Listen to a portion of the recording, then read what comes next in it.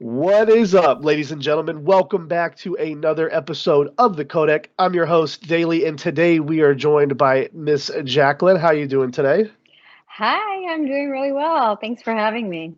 You are so welcome. We are super excited to have you on the show. I'm joined here today by our ever-returning co-host, Corrupt Ronan Alex. Welcome back, sir. Yep. Like I said before, it's good to be back. And Jackie, thank you for joining us once, for the podcast, and definitely appreciate meeting you before we started doing this. So it's been a pleasure so far, and I'm looking forward to this interview.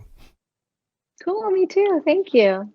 Awesome. So you guys may know Miss Jackie here from some of her work in Spider-Man, Quantum Break, various voices in a ton of video games, and some on-screen action type roles, and we're excited to talk about all of it here today. But we got to start off with obviously the kind of biggest reason why we brought you on, and that is your work in Spider-Man. But before we get too deep into that, tell us a little bit about yourself and kind of how you got into voice acting. Okay, well, I'm an LA girl. I was born in New York, and I always want to say I'm from New York because it sounds cool when you Right. live in LA to say that you're a New Yorker, but I'm not really because I grew up in LA. But I have roots in both coasts. So, and I went to school here. And I think voice acting became a part of my career because I am an actor. I was in musicals and I was in theater and plays. And I think as an actor, you want to be as versatile as possible. And I Right. was always willing to try anything. So it's not something I set out to do. It was more like it just came with the program. And either you show up and you're ready when opportunity knocks or you're not. Right. I think what I didn't know and found out along the way is that I was very fortunate that I grew up bilingual and then trilingual because I learned Spanish and I learned French, and Oh, I'm very pretty cool. fluent in those languages. When I realized I could easily speak other languages, I learned more languages, and that's when the voiceover world really opened its doors to me. Very cool. Oh wow. I think something that you have that's a little bit different from most of our other guests is you do have a very distinct on-screen and off-screen presence here. You do a lot of voiceover, but you're also in some unique projects. Quantum Break comes to mind as something that's a little bit different. But as I mentioned, let's start with Spider-Man. So kind of tell us a little bit about how you landed this role as Miles Morales' mother, and kind of what that role has done for you in the video game kind of industry. So I have to tell you, when I had the original audition, I had just become a mom. Oh wow. And so I was kind of just out of sorts. And all the other actresses out there who've become moms know that at the very beginning, literally within weeks, you're just kind of like, oh my gosh, I just gave birth to a human. It's like Right. it's like you grew a human inside your body and it came into the world. So it's a little shocking. And I have this audition, and somehow I still had the brain power to practice my script, get the lines down, show up at the audition. And it was a very emotional scene between a mother and a son. And that's all I knew at the time. Right. I did not know what it was for. There was no actual names given at the time. They weren't, it wasn't Miles and Rio. Yeah. Right. But I was in such a vulnerable place in my life and a new beginning that embracing being a mom to a son was not that far removed from me. Mm-hmm. And somehow I was able to bring that reality to the scene that it was the audition. Very And I cool. remember auditioning and thinking, and I don't usually do this, so, I'm not one of those, but I left that audition thinking, wow, I really rocked that. That was so good. And I got in the car and I was like, it's okay if they never call me again and I don't get it because I know I did a good job. And I just went on my merry way and kind of forgot about it until I heard back probably a few weeks later. I got a call back. Oh, very nice. Yeah. And still Uh, didn't know it was Rio. Yeah, right. Oh, wow. You know, it was Yeah. Miles and Rio. Yeah, we see that a lot here. We've heard that they quite a operate bit. under code names and don't tell you much of anything. And we've even heard of like checks being signed under Yep. like completely different Aliases. names. Yeah. Aliases. Yeah. So that was the exciting part, is that I think for me, I came into it truly doing it because I loved the scene. The writing was very good. I mean, it was not hard to walk in there with this piece of material and do a good job, Right. because I felt from the beginning that I had been given a great script. It almost didn't read like a video game. It felt like a film audition. And Okay. the way that the room was set up at the time was also, it had a couch, and there was props and a set, and then the producers and director was at the back of the room, and it felt very much like film/theater. Yeah. Do you know what I mean? A high production and I- value type Yeah. of thing. Yeah. And I think that's why I connected so deeply. It wasn't just audition with the voice first or anything like that. Okay. Very cool. Well, thank you for answering that. Yeah. Alex, you have our next question? Yeah, so I guess for me, like outside of the obvious, it's another job, need a paycheck situation. I'm kind of curious about what it is that drew you to Spider-Man, into the role of Rio Morales, and beyond the first game, obviously, and what it was that kind of brought you back to want to do this again for the Miles Morales game, because you were obviously in the first Spider-Man in 2018, Yeah. but you also, I mean, obviously you came back from Miles Morales. So I'm curious about what it is that drew you to this, or what draws you to the series in general. To be honest, I always looked at it like just an additional experience to play a role that I hadn't played. Mhm. And it was my first role, like I told you. So being a mom now, playing this role, it just really moved me. And as you guys know, the plot of the video game, and she's fighting for a cause. She is Right. kind of like a voice for the voiceless. And at that time in my life, I had also embarked on my own personal journey, rescuing dogs, and I had started a documentary about rescue dogs in the United States. So I was big into advocacy. I was big into not letting the little guy be silenced and speaking up for those who need a voice. So when you start to read the script, and Rio becomes extremely active in politics and is running a local city council campaign and everything, I thought, oh my gosh, I related to Rio in ways that I didn't realize, but something in that just spoke to me, and I was like, I love this. Yeah. I want to do this. Yeah. So it kind of just sounds like everything sort of fell into place for you Right. at the right time, the right moments during this whole entire thing. Yes, kind of. And that doesn't happen with every role. Yeah. Obviously, as actors, we want jobs, and we want to play roles, and we want to stretch ourselves, and we want to be like, I can do that. But there's some roles that you go, this lives in me. Mm-hmm. There's an extension of me in this role. And I wanted to bring Rio to life, to honor the writing and the characters the way that Insomniac had envisioned them. Yeah. So when they gave me that opportunity, and we got to start staging it and playing with the other actors, and the chemistry also that we had, with Najee and with Yuri in the first game, there's just something. I already knew Yuri from other jobs before we booked Spider-Man together. That's cool. So seeing him again was like, yes, Right. I'm in the room with Yuri. This is gonna go great. That's awesome. That's actually really inspiring to hear. Yeah, I love working with actors that I've already know, because where then it's like the ice has been broken, and we want to get in there and get to the meat. Yeah. So we trust each other, and we're able to feel comfortable on a set and trust each other, that we have each other's back, and that we're there to support the other person's role. It's not just about us, Oh, that's really cool. Yeah. See you in a few weeks, Spider-Man. New York's only Spider-Man.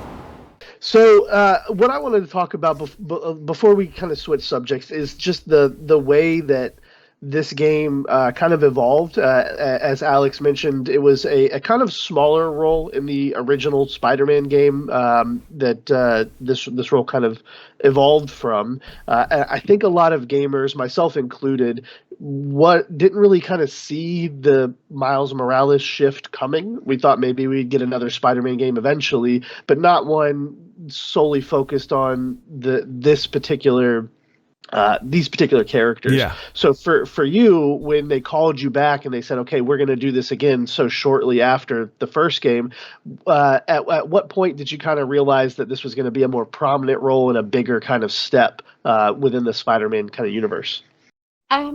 You know, we got the script, and it's like a really, really long script. So it wasn't until the table read. Okay. And we're all sitting there for the Miles Morales game at the table read that I realized how important each character was, that it was very specifically selected, each part of the plot, the writers and the creators, the art director had in mind. Everything is planned out and thought out very carefully. It's not by accident, you know? So I saw that because everyone's woven together and there's a deeper layer to every scene, because obviously players can choose to go in this direction or that direction. So they have to think ahead. Like if they choose to take this action with Miles, we have to have this storyline, and then we have to have this storyline. Or so bringing everyone and crossing everyone together. I mean, I don't envy their job. I think it's way harder than mine. But when we sat in that table read and went through the entire script and everyone's reading it, it's just, you take it in and you go, oh, this is bigger than what I thought, and it's going to look amazing. Well, I've got kind of a follow-up to this because, like I mentioned on the offline section, we've been interviewing people for a number of years now. You mentioned you did a table read, which we find is actually not very common, and you said you got to work with another actor. Was this role for you, was this all with other voice actors, or were you recording separately by yourself and sending lines in? So this was, it's a lot like, this was done a lot like a film production, like a movie. Before we begin recording, before we did any of the motion capture, we all sat in our big room, like you do when you book a TV pilot or a film, and we just sat around and we read the script. So, well, very cool. I got to give some props to Insomniac for seriously. Yeah. You wouldn't believe how many times Alex and I have talked to somebody and they're like, yeah, never met any of them, just recorded everything in my room and sent it off. And I'm like, really? It sounds like you guys were in the studio together, but this is actually a pretty rare thing. So I'm always happy to see that when a studio will actually take the time to bring in its actors and let you guys sit down and, like you said, kind of break the ice and get to know each other a little bit. As actors and actresses, you guys obviously bring a level of skill to the table that is just unprecedented for some of these characters. But when you get to do it in the room with your other co-hosts and co-actors, it just brings a little bit something different. You can kind of hear that, and so I'm super happy to hear that. And hopefully the more stuff that you have in the future will be like that as well. Yeah, I think that they've set a precedent to, hey, obviously we've seen and experienced what gamers and fans of the game have reacted like. And I do think it speaks to that chemistry that everybody was able to build off camera and out of the voiceover. Because once we do go and record, whatever's not captured during our motion capture scenes when we're, all together shooting in a stage is recorded separately. So we do go in by ourselves. But by the time we got to the studio to record by ourselves, I know what Najee's like. I can picture him, and I remember us being together doing the scene. And in those moments where I'm adding these lines or capturing them just voiceover only, I've already lived the scene. Right. So I'm able to recreate that and bring authenticity to the moment in which we were actually acting in, that it was being captured live. Yeah. It's kind of interesting because, like Daly said, we talked to a lot of actors, and a lot of them that have been in the industry for, decades, from when video games weren't quite as high in production value as they are today. And, like Daly said, we talked to a lot of them where they say, we kind of recorded in separate locations, very far away from each other. But, video games have evolved so much over the past, let's say 20 years now, where the chemistry between the actors can really be felt when you see those scenes. And I think that is showcased pretty well in both Spider-Man games, I would say, even between you and Miles, and between you and Miles as the characters as well. Yeah, I think that's also what drew me to the project, was that this isn't just, I didn't feel, and the studio doesn't treat you like a voice. They treat you like a person. Yeah. And you bring value to the character and to the story. And the writers were incredible. Mary and Ben, they both allowed us to have in the Miles Morales one a lot of input with our characters, because by the second game we already know our characters well enough. Yeah, that's good to hear. So like I tell you, it truly felt like we were doing a film production, a movie, and I'm glad that video games have gone in that direction, you know, because I got my grandma to watch it, and my grandmother would never. Why would she ever sit in front of a TV and watch a PS5 video game? We're like, abuelita, just watch this. Of course, we play, and she was mesmerized. You know, she was like, that's you, and that looks like, oh my, and is that what he really looks like? And I said, in real life, yes. So it's pretty cool too. I think it brings in all the generations together, and for the younger generation, this is their video game world, you know. So. Mijo, ¿dónde está? Te quieren ver. Hey, Mom. Yeah, coconut milk. Still trying to find it. Been kind of an adventure. Are you running? Yeah, sorry. Trying to catch a train. So you've been in a couple of different things, and IMDb is not always the most accurate. One that I was interested in was a credit that you had in American Horror Story. Is that correct? Oh yes. Yay. Okay. Tell me a little bit about how you landed that, what it was like filming it, and you know, just the overall experience of being in something, you know, horror related, which is my second favorite thing among Absolutely. I love that show, that whole series. That was this season.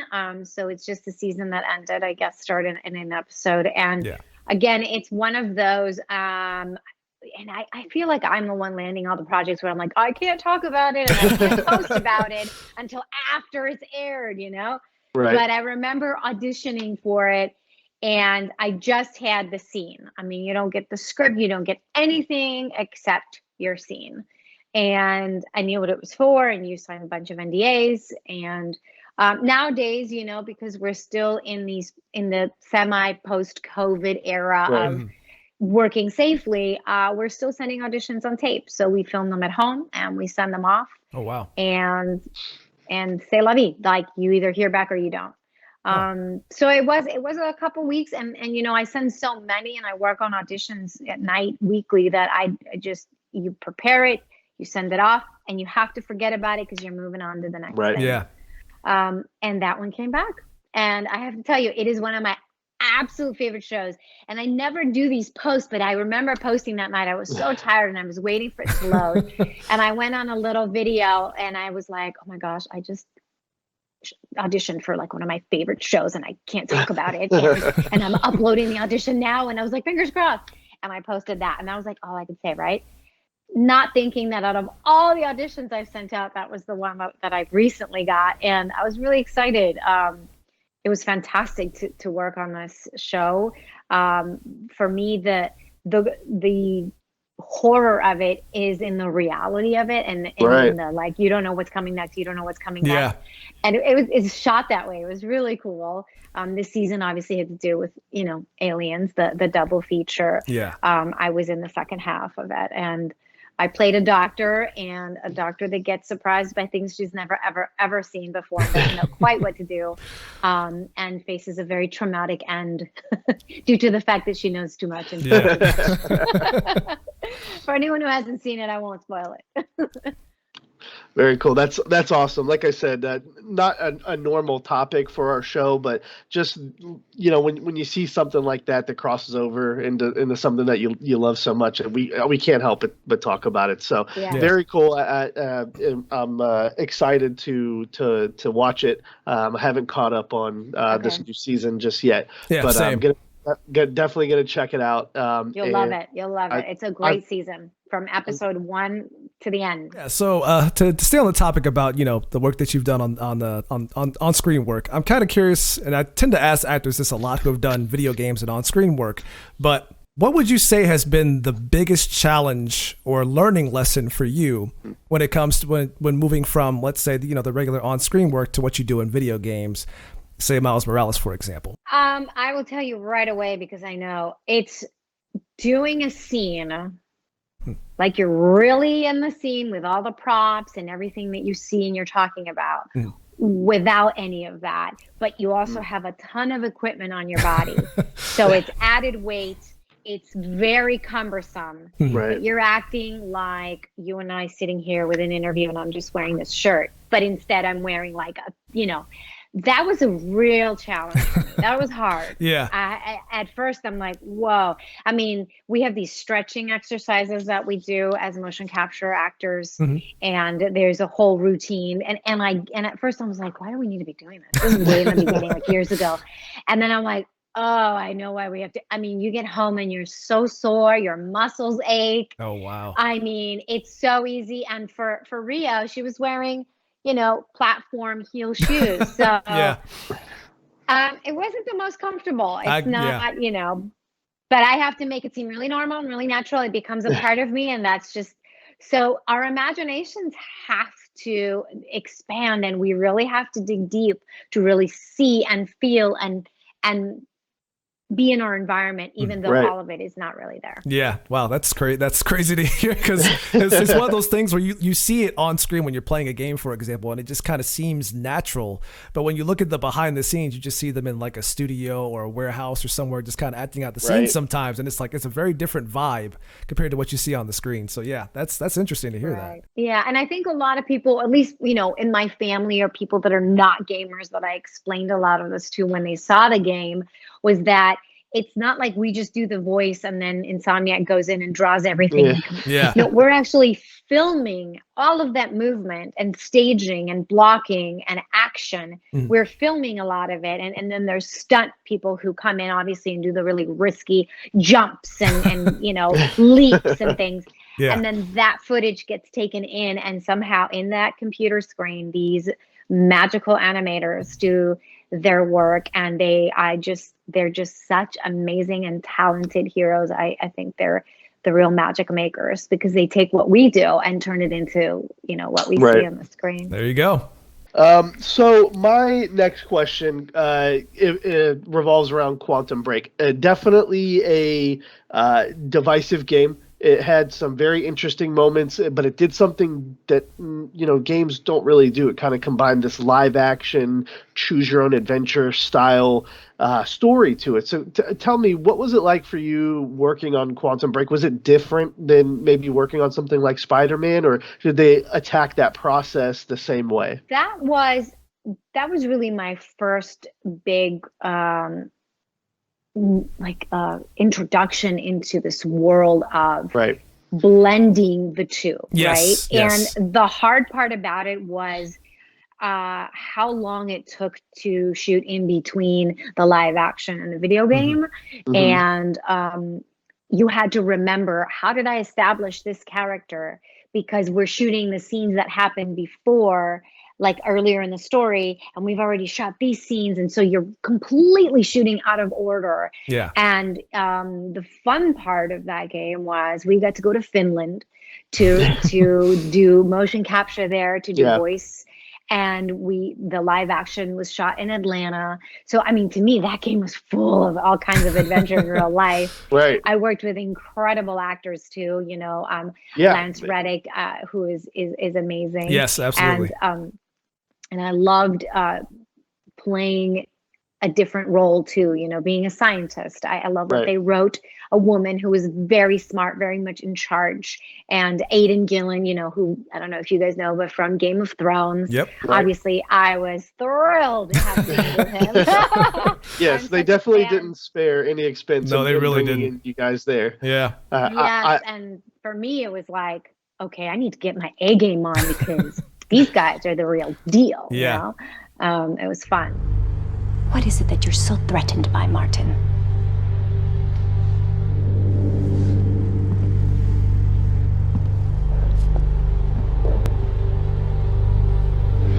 Do I look threatened to you?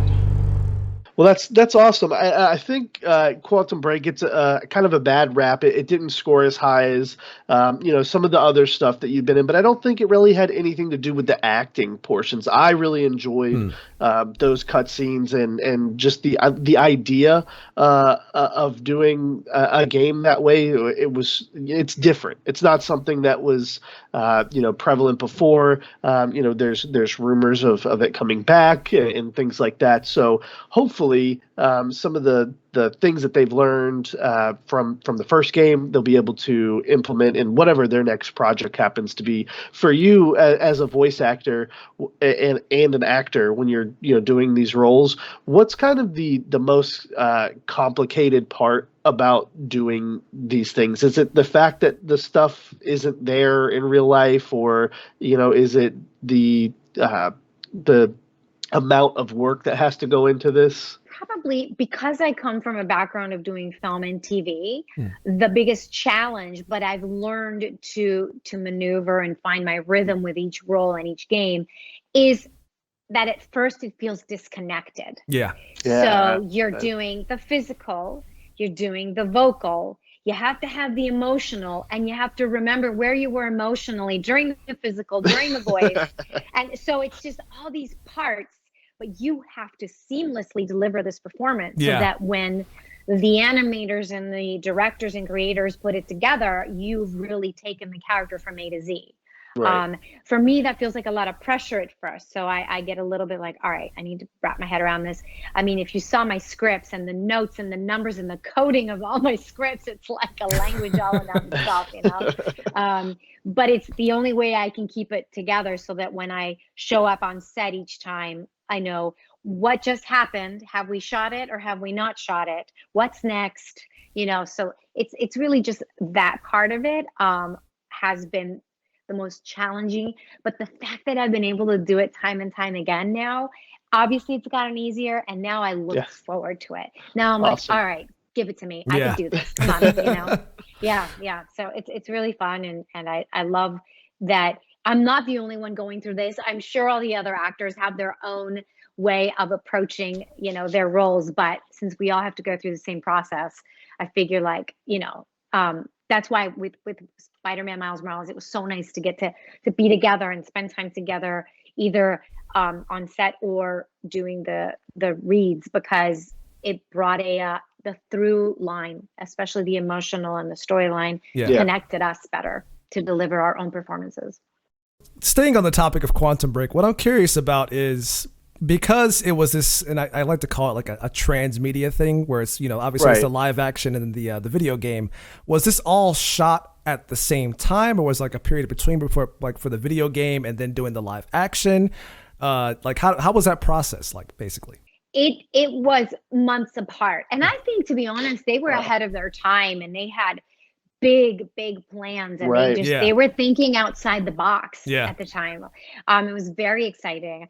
But I do remember the original audition, same as the other games that came later on for me, it was a film audition. It was I didn't know anything about it other than the script that I had in front of me. It was a pretty serious scene. I played a scientist, Sofia Amaal, and the dialogue wasn't always so easy, so I really had to study and put my time in. And I remember that was one that I went to, and I didn't hear for a while.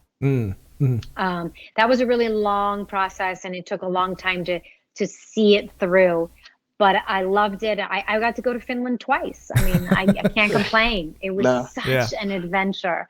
And then being in Atlanta, I went to Atlanta back and forth several times. The night shoots were, they killed me. I mean, night shoots are really hard, but we were doing live action. It wasn't just, that's what I loved about it, is as an actor, the adventure, the unknown, getting thrown new things at you, you're ready. You're just like, how do we do this? Let's do this.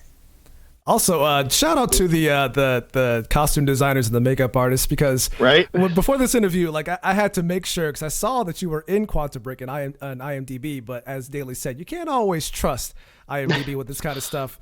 So I went to go look at it myself, and I saw a picture of Dr. Amaal in the game, and I did not realize that was you at first. I'm like, that doesn't quite look it like her at first. It's very different. So yeah, I want to give quick props to those people, to the people that did that, because they did a fantastic job of making you look like a very different person at the end of the day.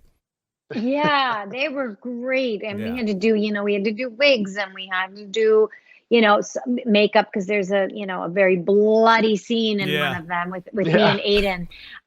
All that stuff was incredible. I mean, playing that scene was really cool, Sounds like it. You could have died.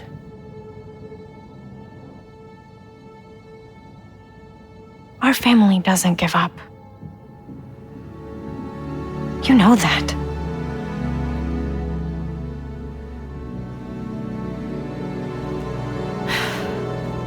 Mom! Dulce de Coco would be great. If you don't mind. I don't mind. All right, I got two quick questions for you. So the first one is about some of the minor roles that you've done. You voiced some background characters. You're credited with like some Latin voices in a couple of games, and then you play a couple of characters in some smaller games. How do you, or if you do at all, do you approach these smaller roles any different prep wise or acting wise as a role like Rio? Not for the original audition. For me, they all carry the same amount of weight and importance, especially nowadays, since you don't know how big or small the role is.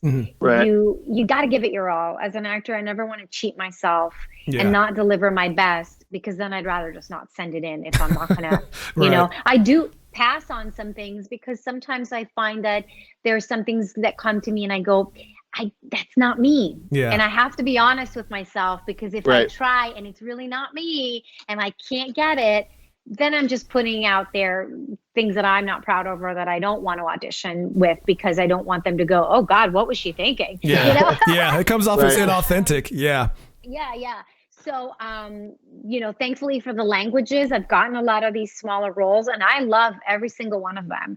I mean, we love the hard jobs and the big projects, but hey, sometimes the easy and quick jobs are really fun too. So. Yeah, for sure. And this question kind of originates because we've had quite a few actors that will come on, and they say they basically have like a toy box of like throwaway voices that they use for these kind of smaller roles. So they have like they'll just sit around and just kind of make up characters, and then when they get these like smaller parts, they're like, well, let me try this one. They'll reach in their little toy box of voices, as opposed to maybe something that they want to do for like a big focused main character role. So that's interesting to hear how you kind of tackle that. So the last question I like to ask all of our voice actors, this is our show is voice actor centric, and we have a lot of aspiring up and coming amateur voice actors that watch our show. What is some advice or a voice acting tip that you would give to an up and coming voice actor? And it can be anything from like how you prep, or we had my favorite one to reference is Reno Wilson, who plays in Mike and Molly. He came on and gave us an interesting tip about chewing on a green apple peel to get the tack out of your mouth before doing some I've heard about that quite a bit. Yeah. Yeah, I love that. I always reference that because it's just so out of left field. And Reno's such a crazy guy. The last thing I was thinking of was him chewing on an apple peel. So it can be something like that, or like I said, just a way to prep and get yourself in line for voice acting. Just something to give these up and coming voice actors some kind of tip or trick. Well, I would like to say it's more of a little bit of tip for aspiring actors or people who, because I do get asked a lot or approached sometimes and say, oh, I've always wanted to do that. And, oh, I've been told. But, it's a very competitive world now, more than when I even started, right? Right. So because there is so much competition, I say to people who want to do it, why do you want to do it? Because you have to be able to answer that for yourself. And what is your voice? Like, find your real voice before you start putting on these other voices, because your authentic self has to come through in each character no matter what. And then I think you have to study your craft. Yeah. You can't just be like, oh, I have a good voice, I should do voice acting. I mean, you could, but you might not, Yeah. But I Might not want be a people to- career. Yeah. I want Yeah. people to succeed, and really, so if you really know why you want it and you've got the skill, then hone in on that skill and study it and take classes and study and find your voice, so that when you get into an audition, you stand out. You're unique because nobody else is like you. Even if you can imitate, that's great. Lots of people can imitate. We want to hear your authentic self. Yeah. Wow. That's awesome. Yeah. I like it. It's powerful. Let's give you a chance to plug. You have some awesome stuff that you do, and I'd like to give you a few minutes to tell everybody about maybe your documentary, any charities or things that you are working for or looking to promote. Just go ahead and take a minute here and kind of tell us a little bit about what you got going on and what you want people to know about.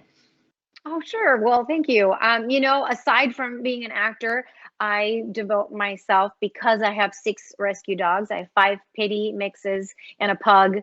And I help, my big mission is to help promote adoption, to save homeless dogs, and end abandonment, abuse, and neglect of dogs in the United States, hopefully so that we can make a better impact in the world as a first world country with a big problem of dog homelessness and shelters that are full all over the country. So my documentary is called The Canine Condition. And the website is thecaninecondition.com, where I keep everyone updated on what's coming, because it will be airing soon. And I've accompanied with a podcast. So I'm not far behind you. I've created a podcast to Very cool. talk about dogs. And I introduce nonprofit dog rescue organizations that people can speak to or donate to or volunteer for all around the country. My purpose is to give people no excuse not to help. That's awesome. amazing, Yeah. especially since right now in my town where I live, I work for the sheriff's office, and we just took in over 100 dogs that were malnourished and living in very, very, very poor conditions. We've got them at our fairgrounds here, so this was an important kind of thing when I was researching you and stuff like that, and I saw you were doing that. It really kind of hit home for me, because I love dogs, and I was the kind of person that originally I was like, I don't like dogs. When I first got this dog over here, it was my ex's dog, and I was like, I don't like the dog. I don't like the dog. And then when we split, I was like, please don't take the dog. I love the dog. Like, they'll do that to you. They do, and it's a great cause. So guys, please check out the links in the description. We'll have a link to that where people can go and check it out when it's up there. Absolutely. And if you have space in your home and you can afford to be responsible for a dog or a cat, I don't want to leave cats out or No, animals cats too. Animals in general. They need homes. Unfortunately, there's a lot of situations, and not just my city, but all over the place. Like Jackie was saying here, where animals just aren't taken care of. So if you can and you can support it, pick up an animal that they'll love you just for having them in your home. So absolutely. We have that, but you also do a lot of stuff in the Latin community. Do you have a website of your own or anything where people can check in the things that you're doing there? You know what? I keep everything in one on Instagram, because I find that if we can, everyone goes to Instagram, seems really popular. Yes, and yes, then, it is. And Twitter. So between Instagram and Twitter, so that people don't get too confused and don't have to go to too many places, I keep that stuff updated, and I'm always sharing, what I'm up to. Yes, and because I speak Spanish and it was my first language, I'm very involved with projects, whether it's entertainment industry or dog rescue or, schools, elementary schools, and helping children. Really things that mean a lot to me to make our communities a little bit better in our own corner of the world. So I share a lot about that on my pages. That's great. And we'll have links to those, the Instagram and the Twitter, in the description down below where you guys watching the video can check that out. Well, that pretty much wraps us up.